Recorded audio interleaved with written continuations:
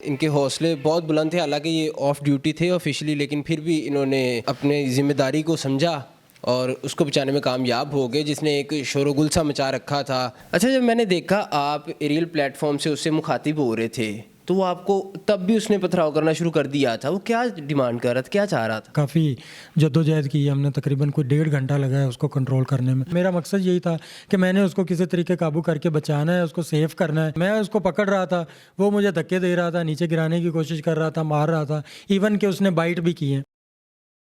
आपको लग रहा था कि वो नशे की हालत में? कुछ लोगों को कहना था कि वो वादे लगा रहा था कि मेरी शादी करा दो, कुछ ऐसा सीन था? अप्रिसिएशन रिवॉर्ड्स भी मैंने सुना था कि आपको मिले हैं, तो वो भी ज़रा बता दीजिएगा किन की तरफ से और कितनी खुशी हो रही है इस वक्त आपको? अस्सलाम वालेकुम, डेली धरती के साथ मैं हूं आपका मेज़बान रेहान हैदर। नाजरीन, फैसलाबाद घंटाघर में एक नाखुशगवार वाक़या पेश आता है।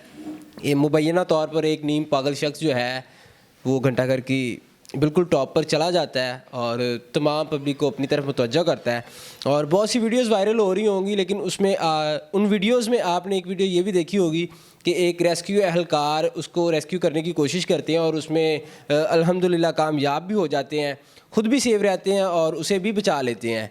क्योंकि रेस्क्यू एक ऐसा अदारा है कि आपके घर में आग लगे, आपको करंट लगे, ट्रैफिक में आपके साथ कोई हादसा पेश आ जाए, कोई खुदा न खास्ता बच्चा डूब जाए, तो हर किसी की ज़ुबान पे यही होता है कि आप 1122 फौरी बुला लें। क्योंकि ये हमारे ऐसे हीरोज़ हैं जो आपकी ज़िंदगियां बचाने में लगे रहते हैं। तो अब्दुर्रहमान साहब मेरे साथ मौजूद हैं।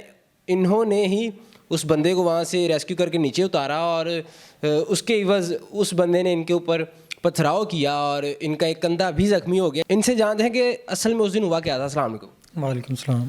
कैसे हैं? जी अल्हम्दुलिल्लाह, अल्लाह का करम। अब्दुर्रहमान भाई, सबसे पहले तो आपको सलूट है, आप एप्रिसिएशन के हकदार हैं। मुझे बताइएगा उस दिन कैसे आपको पता चला कि इस तरह एक बंदे ने रौला डाला हुआ है? मैं उस दिन ऑफ ड्यूटी था, लीव पे था ऑफिशियल, तो वहाँ पे वैसे ही मैं बाज़ार में कुछ शॉपिंग करनी थी, उस सिलसिले में मौजूद था। तो जैसे ही मैंने वहाँ पे रश देखा है तो देखा है कि एक बंदा जो है वो ऊपर घंटाघर के ऊपर चढ़ा हुआ है। तो फिर स्टाफ हमारा आ गया, तो स्टाफ के साथ मैंने कोऑर्डिनेट करके तो फिर ऊपर गए और उसके बाद हम लोग उसको कंट्रोल करने में काफ़ी जद्दोजहद की हमने, तकरीबन कोई 1.5 घंटा लगा है उसको कंट्रोल करने में। अच्छा, जब मैंने देखा आप एरियल प्लेटफॉर्म से उससे मुखातिब हो रहे थे, तो वो आपको तब भी उसने पथराव करना शुरू कर दिया था। वो क्या डिमांड कर रहा था, क्या चाह रहा था? जी, सबसे पहले तो हमारे स्टाफ ने बाहर से अप्रोच करने की कोशिश की है, एरियल प्लेटफॉर्म के ज़रिए उसके थोड़ा करीब जाने की कोशिश की है, लेकिन वो आगे से पथराव शुरू कर रहा था। हमारे स्टाफ ने उससे पूछा भी है कि आपकी क्या डिमांड है, आपको कोई मसला है, कोई घरेलू परेशानी है तो आप हमें बताएं, हम उसको पूरा करने की कोशिश करते हैं या हायर अथॉरिटीज़ तक उसको आपका मैसेज जो है वो पहुँचाने की कोशिश करते हैं। लेकिन कुछ भी उसने एज सच कोई इस तरह की डिमांड नहीं की। वो बस यही कह रहा था कि आप मुझसे दूर हो जाएँ, मेरे पास ना आएँ, बस वो। और ऊपर से जो है वो हमारे स्टाफ पर पथराव भी कर रहा था। आपको लग रहा था कि वो नशे की हालत में है? नहीं, ऐसा कोई फील नहीं हुआ, क्योंकि उस टाइम जो है वो मेरा फोकस जो था वो उसको बचाने पे था। ऐसा बाकी किसी तरह मेरा कोई ख्याल जो है वो नहीं गया। मेरा मकसद यही था कि मैंने उसको किसी तरीके काबू करके बचाना है, उसको सेव करना है, तो वो अल्हम्दुलिल्लाह मेरा मकसद जो है वो पूरा हो गया। अच्छा, जब आप ऊपर गए तो वीडियो में साफ नज़र आ रहा है कि वो आपको धक्का देने की भी उसने कोशिश की और किसी तरीके से आपको बस नीचे गिराना चाह रहा था। क्या सिचुएशन थी उस टाइम? आपको टेंस हो गए थे कि ये मुझे ही ना गिरा दे, मैं इसे बचाने आया और ये मुझे ले जाए?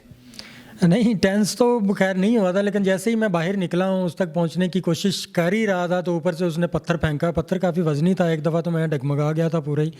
लेकिन फिर मुझे कोई 1 आध मिनट लगा है अपने आप पे कंट्रोल करने में, सिचुएशन को रीड करने में कि किस तरह मैं करूं, तो क्या करके मैं इसके ऊपर जो है वो कंट्रोल कर सकता हूं।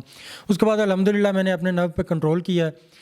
तो जैसे ही नर्व पे कंट्रोल हुआ है तो फिर उसने मेरे साथ जो है वो काफ़ी ज़्यादा रेजिस्ट की है, ऊपर उसने मुझे बहुत ज़्यादा मारने की भी कोशिश की है। लेकिन मेरा जो फोकस था, मेरा फोकस यही था कि मैंने इसको बचाना है, मैंने इसको पकड़ना है। मैं उसको पकड़ रहा था, वो मुझे धक्के दे रहा था, नीचे गिराने की कोशिश कर रहा था, मार रहा था, इवन कि उसने बाइट भी की है, बाइट करने की भी कोशिश कर रहा था। लेकिन अल्हम्दुलिल्लाह सुम्मा अल्हम्दुलिल्लाह कि मेरा जो मकसद था वो पूरा हो गया और मुझे इस चीज़ की खुशी है। अच्छा, अभी मैंने एक प्रोग्राम भी किया उधर घंटाघर के करीब। कुछ लोगों को कहना था कि वो वादे लगा रहा था कि मेरी शादी करा दो, कुछ ऐसा सीन था? नहीं, कोई इस तरह की आवाज़ मैंने तो वहाँ पे नहीं सुनी। तो ज़ाहिर बात है, जहाँ पे गैदरिंग होती है तो फिर मुख्तलिफ़ किस्म के जो रूमर्स हैं वो भी निकलते हैं, तो वो लोगों की वो बातें थी। लेकिन ऐसा हमारे साथ उसने कोई इस तरह की डिमांड या कोई इस तरह का आगे जो है वो मुतालबा नहीं रखा। मुझे बताइएगा कब से आप इस इदारे से मुंसलिक हैं और आप किस पोस्ट पे हैं, वो भी ज़रा गाइड कर दीजिए। जी मैं 2006 से जो है वो इस इदारे से मुंसलिक हूँ। तो 2006 के बाद मैं वहाँ पे एकेडमी, हमारी इमरजेंसी सर्विसेज एकेडमी है, वहाँ पे ट्रेनर भी रह चुका हूँ। उसके बाद फैसलाबाद में मेरी पोस्टिंग हुई और उसके बाद यहाँ पे अपनी ड्यूटी जो है वो सरअंजाम दे रहा हूँ। सो मुझे बताइएगा अप्रिसिएशन रिवॉर्ड्स भी मैंने सुना था कि आपको मिले हैं, तो वो भी ज़रा बता दीजिएगा किन की तरफ से और कितनी खुशी हो रही है इस वक्त आपको। जी सबसे पहले तो अप्रिसिएशन जो है वो आवाम की तरफ से, ठीक है। आवाम ने जो कल अप्रिशिएट किया है, आवाम ने जो कल सराहा है, तो उनका मैं जो है वो तहे दिल से मशकूर हूँ कि ऑन द स्पॉट उन्होंने जितना मुझे सराहा है। उसके बाद शाम को जो है वो डीसी साहब और हमारे डिस्ट्रिक्ट एमरजेंसी ऑफिसर साहब जो है वो घर तशरीफ़ लाए थे और उन्होंने वहाँ पे मुझे बड़ा अप्रिशिएट किया है, शील्ड भी पेश की है और साथ में कुछ नकद इनाम भी दिया है। तो मैं उनका भी तहे दिल से अपनी ज़िले मैनेजमेंट का और अपने ऑफिसर्स का, अपने महकमे का शुक्रगुज़ार हूँ कि उन्होंने इस चीज़ को रिगार्ड किया है और मुझे अप्रिशिएट किया।